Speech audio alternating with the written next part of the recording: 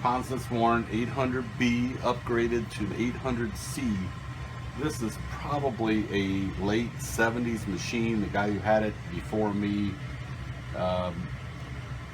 sent it in to be rebuilt every year and did a lot of loading on it. I bought it in '83, so I've had it over 30 years, and really only load maybe a couple thousand, a few thousand a year, if that. It's been a good performer. I've replaced a few normal wear parts over the 30 years.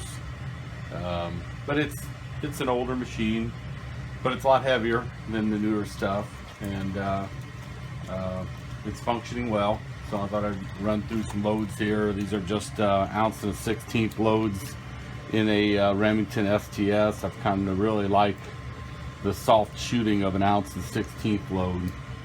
So what would come with the machine if I do sell it, I'll probably keep the oiler, and I'll probably keep the shovel handle. It's got some sentimental value. That was one of the first ones ever made for this machine, and Ponson's Warren actually copied that when it went in to be serviced by that guy, and came out with their shovel handle years later. That was kind of humorous, but it's good.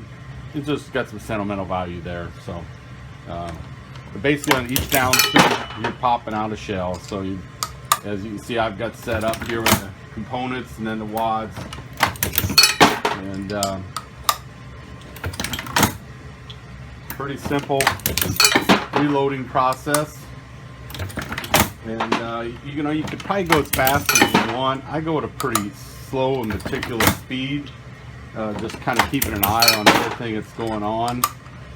I found that loading speed of popping out shells is not the key factor. You spend more time stacking up all your components here, filling the shot, the wads, the holes.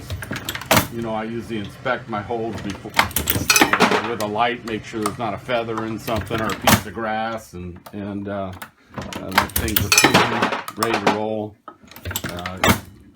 I spend more time doing that than I actually do pulling the handle to crack loads out. So you'll see I'm tapping the wad down. That's just something that's kind of goes with using this 8 pedal Windjammer 2 wad. If you had a 4 pedal, it'd probably drops right in there. Loads a little simpler. These pattern a little nicer, and I'm really partial to them. They shoot soft, but they do take a little bit more effort reloading than a different type of wad. So that's basically this machine. It's in for a machine that's decades old. I would call it a pretty stellar performer. So